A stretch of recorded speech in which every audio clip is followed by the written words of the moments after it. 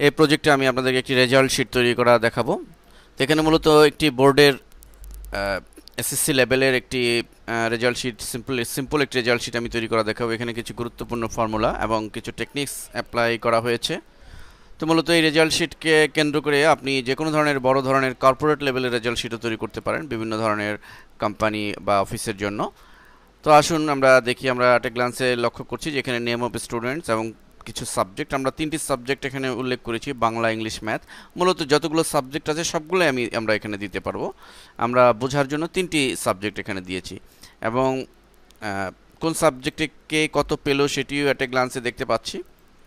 এবং এখানে ম্যাক্স দিয়ে বোঝানো হচ্ছে ম্যাক্সিমাম। এখানে ম্যাক্সিমাম অ্যাকচুয়ালি আমরা এটা বের করতে চাচ্ছি এটাই যে এই শাহিন তার সবচেয়ে ম্যাক্সিমাম নাম্বার কোন সাবজেক্টে পেয়েছে সেটা যেন এখানে ক্যালকুলেট হয়।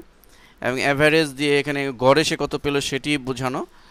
আমরা টোটাল দিয়ে এখানে টোটাল সে কত নাম্বার পেলো সাবজেক্টের সেটা বোঝানো হচ্ছে। এবং গ্রেড দিয়ে মূলত আমরা এখানে তার টোটাল মার্কসের উপর একটা গ্রেড ক্যালকুলেশন করব।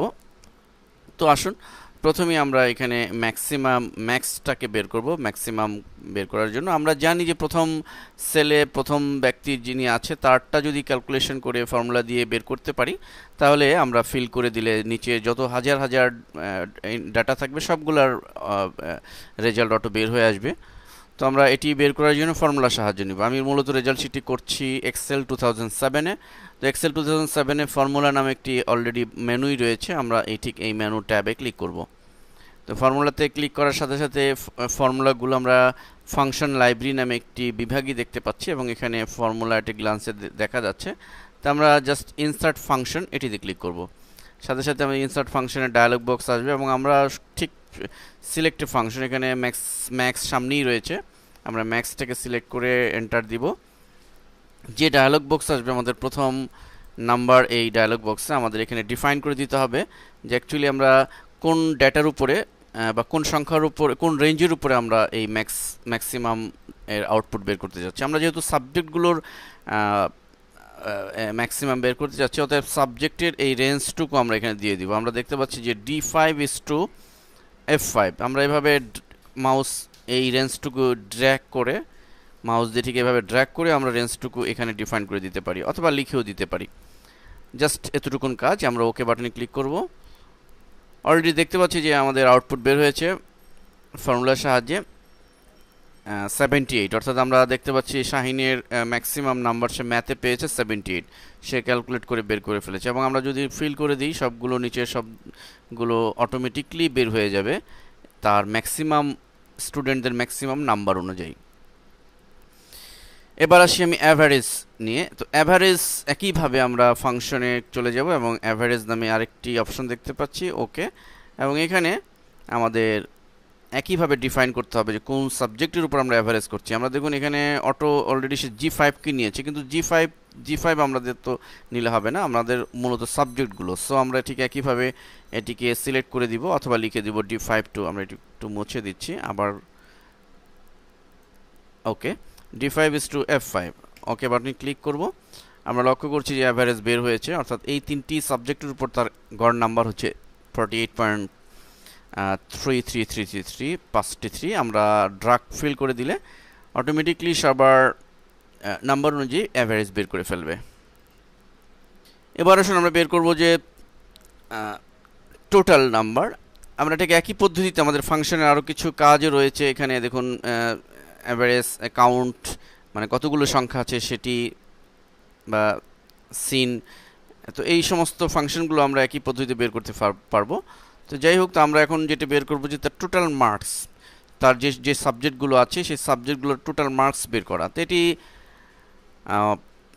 আমরা খুব সহজেই করতে পারবো। একইভাবে ফাংশনের ইনসার্ট ফাংশন ক্লিক করবো এবং এখানে সাম, আমরা সামে ক্লিক করব, দেন ওকে।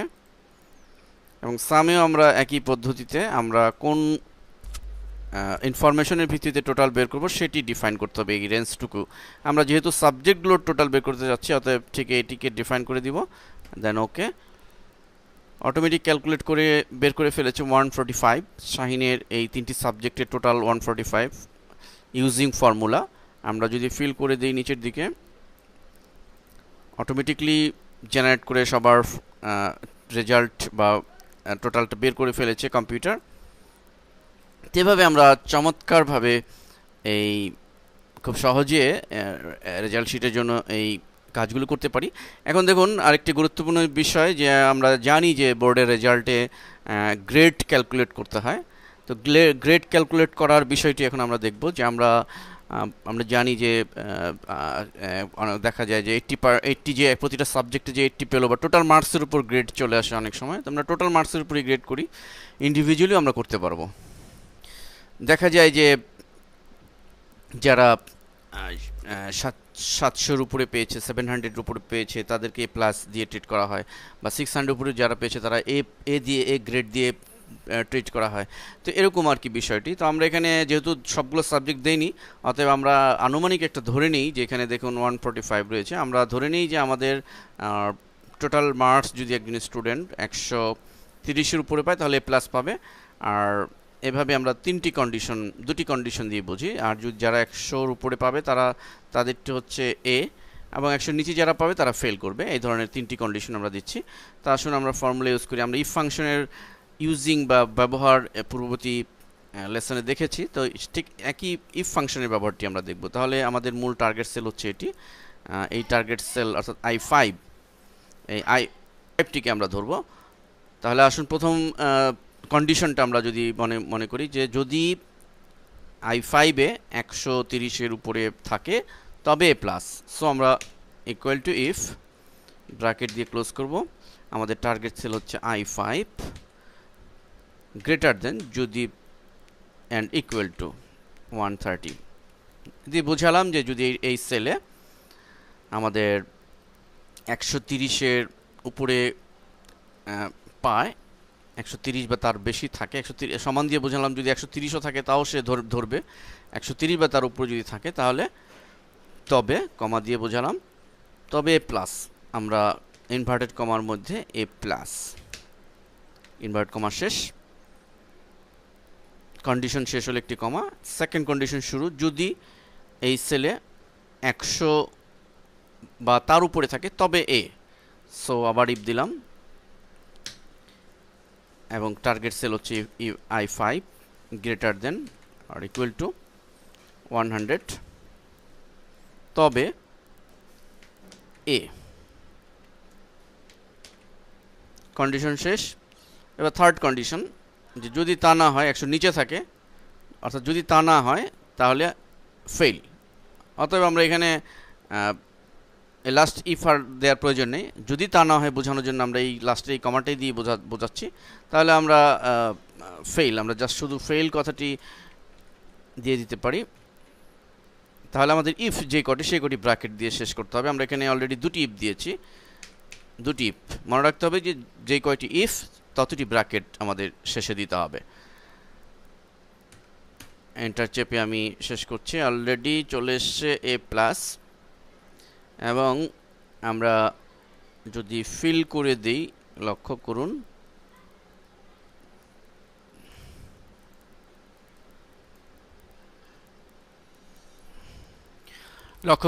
এখানে ফিল করাতে অলরেডি এই টোটাল মার্কস অনুযায়ী গ্রেড চলে এসছে। এখানে আমরা দেখতে পাচ্ছি যে 100 আমাদের কন্ডিশন ছিল যে 130-এর উপরে পেলে এ প্লাস, তো এখানে 145-এ এ প্লাস ধরে নিয়েছে, 132-এ প্লাস, 118 আমাদের সেকেন্ড কন্ডিশন ছিল যে যদি 100 বা তার উপরে থাকে তাহলে এ গ্রেড পাবে, এবং তা যদি না হয়, অর্থাৎ এই দুটি কন্ডিশনে 130 বা 100-এর উপরে কেউ যদি না পায় তাহলে সে ফেল করবে। অতএব সেই অনুযায়ী দেখুন এখানে 53-তে ফেল দেখাচ্ছে, 56-এ ফেল দেখাচ্ছে। তো এভাবে আমরা হাজার হাজার স্টুডেন্টদের গ্রেড খুব অটোমেটিকলি একটি ফর্মুলা প্রথমে বের করে খুব সহজেই বাকিগুলো বের করতে পারবো অনায়াসে। তো গ্রেডিং সিস্টেমও আমরা এভাবে করতে পারি। এখন আরেকটি বিষয় হচ্ছে যে আমরা যদি এরকম চাই যে আমাদের যে প্রতিটি সাবজেক্টে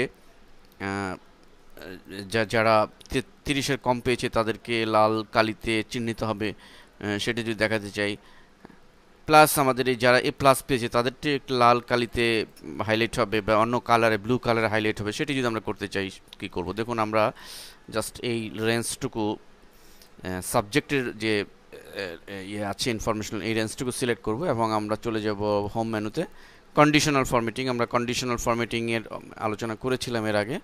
এখানে ক্লিক করব এবং হাইলাইট সেলস রুলস, যেহেতু লেস দেন আমাদের বিষয় ছিল যে যদি 33-এর কম হয় আমরা দিয়ে দিব 33, লেস দেন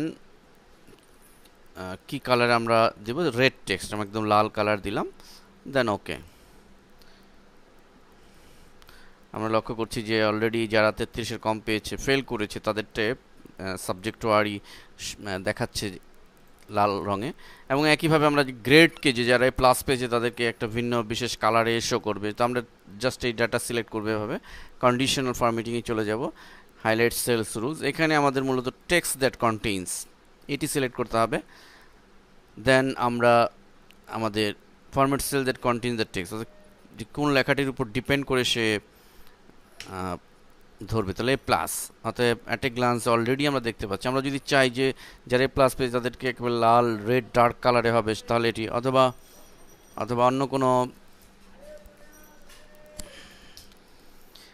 কালারে আমরা দিতে পারি, red text, red border, like আমরা রেড বর্ডার দিয়ে দিচ্ছি। রেড বর্ডার থাকলে এরকম, আমরা যেটি আমাদের পছন্দ, লাইট রেড ফিল বা ফিলও করে দিতে পারে। আমরা যেরকম চাই আমরা কাস্টম ফরম্যাটও করতে পারি, কাস্টম ফরম্যাটে ক্লিক করে আমাদের ইচ্ছে মতো ফরম্যাটও করে নিতে পারি। তো যাই হোক, আমরা এখানে একটা দিচ্ছি আপাতত, সাপোজ এটি দিচ্ছি, অ্যান্ড ওকে। লক্ষ্য করুন যে যারা এ প্লাস পেয়েছে তাদেরটি অলরেডি হাইলাইট হয়েছে, আর যারা এ প্লাস পায়নি বা ফেল করেছে তাদেরকে কিন্তু কোনো কালার শো করেনি। তো এভাবে আমরা একটি পূর্ণাঙ্গ রেজাল্ট শিট আমরা খুব সহজেই করতে পারবো, এবং এটিকে বেস করে আমরা আমাদের রেজাল্ট শিটকে কাস্টমাইজ করে নিতে পারবো যে কোনো ধরনের, যে কোনো প্রতিষ্ঠানের জন্য, নট অনলি আমাদের শিক্ষা প্রতিষ্ঠানের জন্য, যে কোনো ধরনের রেজাল্ট শিট আমাদের প্রয়োজন হতে পারে। বিসিএস এক্সামের জন্য প্রয়োজন হতে পারে, কোনো এমপ্লয়ি রিক্রুট করার জন্য আমাদের এই ধরনের রেজাল্ট শিট তৈরি করার প্রয়োজন হতে পারে বিভিন্ন ফার্মে, কোম্পানিতে। তো আমরা ঠিক এই ধরনের ফর্মুলা ইউজিং করে খুব সহজেই ডায়নামিক রেজাল্ট শিট তৈরি করে নিতে পারবো। ধন্যবাদ সবাইকে।